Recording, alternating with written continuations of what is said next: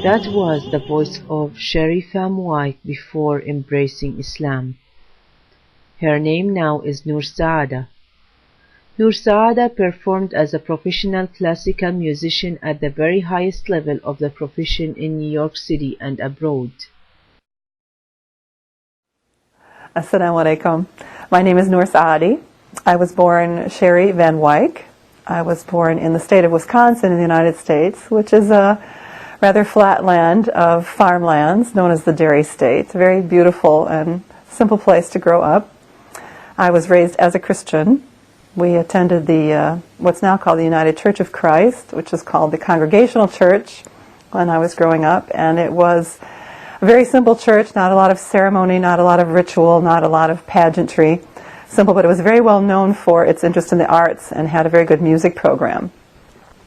As I grew up, I had a somewhat musical family, amateur musicians. There was always music in the house, and there was music in the church. So I was surrounded by music in my life, and I developed an early taste for music and seemed to have some natural abilities plucking away at the piano when I was a young girl, and some natural abilities for singing and harmonizing. And started off singing with a small group of girls professionally when I was 8 years old. We sang, harmonized, did a lot of musical programs throughout Wisconsin, which were popular at the time, going to different communities and doing talent shows in New York City, and working my way up to becoming a full-time professional paid musician as a concert artist and opera singer. Loved what I did. Absolutely loved what I did. Completely happy with my life. A happy camper all my days. Happy family. Loved what I did. I was one of those fortunate few who had a job that she absolutely loved, and I pursued it with a vengeance. And I was very determined to get ahead and pursue this goal of mine, hoping to become, I guess, a world-famous singer someday. I moved into a new neighborhood in New York and stumbled into a coffee shop run by an Egyptian. And this was very novel. I'd never met an Egyptian before. As a singer, I had traveled a lot in Europe, auditioning for opera houses and things like that, and was always interested in different people, different ways of life, how they live their lives. I had always believed in God and felt I had a strong connection with God, but when I prayed, it was to God alone. In America, growing up as a Christian, it's sort of common belief among all of us that Jesus was the Son of God. But I guess for me, I didn't actually worship Jesus. I thought of him as a great, great man. I loved him. I loved what he said. I loved what I knew of him that he did. But when I had a question or I needed advice or consolation or I had a need, I went to God for that. I walked into this Egyptian coffee shop and was fascinated. Oh, an Egyptian, I'd never met anybody from this part of the world before. Tell me about Pharaoh, tell me about the pyramids and things like this. And he proceeded to tell me, and then somehow he mentioned the fact that he was a Muslim. And I told him frankly, and with great embarrassment, that I was ashamed to tell him I didn't know anything about Muslims and his religion. So this brother began talking to me about Islam, and I was absolutely floored. Growing up as a well-read woman, fairly well-read, well-traveled, at least into Europe, someone who was always fascinated with other cultures and other people, it was absolutely earth-shattering news to me that other than Jews and Christians, there was another group of monotheistic people in the world, and a rather large group at that, 1 billion people in the world. They were not just Jews and Christians, but there were another group of people that followed that same religious tradition from Ibrahim alayhi salam, all the way through Muhammad, peace be upon him. And when he started telling me that within the religion of Islam, all these prophets were very highly regarded, and he started talking about Adam and Noah and Moses and Abraham and Jesus, peace be upon them all, I was stunned, shocked. I mean, I can't begin to tell you how stunned I was.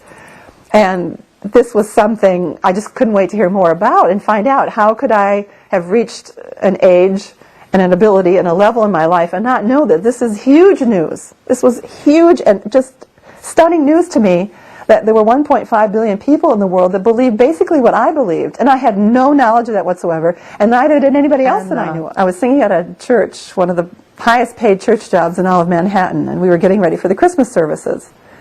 And this was a Unitarian church where people of different faiths can come together and worship, because they also do not believe in the Trinity and the deity of Jesus, peace be upon him. They think of him as a great man, not even as a prophet. So we would have couples who were both Jewish and Christian able to worship at this church. Our choir director came to us getting ready for the Christmas service, which is a lot of music, a lot of preparation. And he came to us and he said, people in the congregation are complaining that the word God is used too much in our songs. We're going to substitute the word God with the word love from now on. And I was just shocked. This is a church, for heaven's sakes. We're going to say love, and love did this, and love did that, instead of God. And I said, that's it. I can't, I'm a Muslim now. I cannot do this. And between the Thursday night rehearsal and the Sunday morning service, I said, that's it. I'm quitting, and I have to go take my Shahada. So I took my Shahada, and I immediately, of course, had to start learning about the basic rituals that I needed to perform, the prayer and fasting and things like that. But honestly, I was still living in New York City, and my feeling at the time was I wanted to go to the top of the Empire State Building and just shout out to the world, go and read the Quran. You know, if you just know, you'll become Muslim. And honestly, when I lived in New York, I started to shut my door to people because I felt what I was doing was 100% completely right, that I had really stumbled on the truth, capital T, al-haq. And but I wasn't in a position where I could argue with people, debate with people, speak in a rational way about it. I didn't have the Quran at my disposal to be able to quote the Quran or quote hadith. But I knew what I'd read was so right and made so much sense that it had to be the real truth of the world. Also, when I became a Muslim, suddenly that, for me, was the end of my career. I couldn't see how a Muslim woman could stand on a stage, dressed in beautiful garments and makeup, and singing in front of a mixed group of people. What I understood about Islam and the regulations for the different genders, this was not an appropriate thing to do for a Muslim woman. Because I had taken, I think, all of Islam so completely, and taken that Allah is indeed the creator, sustainer, that the Quran is his great book of guidance, so that if he created us, whatever he tells us to do is absolutely right. I decided to move home with my mother back in Wisconsin, which I thought was what a good Muslim woman should do. And that was very interesting. My father had passed away many years before. My mom was accepting of the religion, but not accepting of how Muslims dressed. When I was a new Muslim and living in my hometown in Wisconsin, I'd gone back to live with my mother. I wanted to wear hijab very badly, and again, wanting to be a full representative of Islam, looking like a Muslim woman. But my mother was against it. She didn't have a problem with the religion, but she certainly didn't like the scarf very much. She didn't want people to know I was a Muslim on the outside. So I was like a closet Muslim. A friend of mine would come from the masjid on Sunday mornings to pick me up. We'd be going for the Islamic school. And she'd pull up and I'd get in the car. And as soon as we got around the corner from the house, I'd put my scarf on. And I know this is just the opposite of what the young girls do nowadays. And when I speak to some of the teenagers, that's exactly what I hear from them, that they go to school with their hijab in place, and as soon as they get away from mom and dad and get in the car, the scarf comes off, the makeup comes on, and so forth. So the girls always laugh when I tell them that story. Well, like, oh, Sister Noor is so strange. She does the opposite of what we do. But they stop and think about it, too. Alhamdulillah.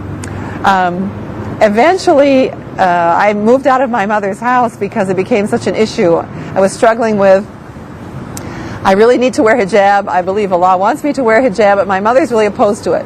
Allah is asking for something, but He's always also saying, be good to your mother and be kind to your mother and respectful of your mother. And I was sort of caught in that in-between of, is that respecting my mother's wishes not to put on the Quran, or not to put on the Quran, the hijab? Or is that such a strong edict from Allah that I should wear the hijab that stands higher than respecting my mother's wishes? After I had moved out of my mother's house, I eventually put the scarf on one day, and I'd had it on. I'm sitting with Sister Terry Aziz, who, interestingly enough, is from the same community. She was practicing as a Muslim in my hometown in Appleton, Wisconsin. And when I first became a Muslim, I met her there when I first entered the masjid. Walaikum assalam. Yes, I remember we were being introduced by our friend Sister Nihal as a new Muslim just come from New York, and that we all needed to introduce you to everything. I remember sitting and talking with Terry at first Ramadan iftar and talking about the religion, and both of us are still learning and asking lots of questions of each other and defending things. What I remember though about Sister Noor here is that she got started right away in our Sunday school program, with the children. I had small children, and I was substitute teaching every so often, and she jumped right in and started taking the preschool class and working with them. And she eventually started creating her music, her songs that she created. She started out with my children, got to be the guinea pigs for the first sets of songs, and everybody loved them so much when the first seed came by, and she had all the children lined up singing her variations on Twinkle Twinkle Little Star and other things that everybody thought was wonderful work. Well, I'm really grateful always to Terry and her husband because they took me in. I was a single woman at the time, and they were so hospitable, and I spent many, many, many hours, many evenings in their home talking, having dinner. Her husband trying to marry me off to various brothers, which didn't work through that channel. But we got to talking about that. Since we were both learning at the same time, we kind of went through all the same steps at the same time. Although, if I remember right, Sister Noor was usually a half a step ahead of me on adopting something new.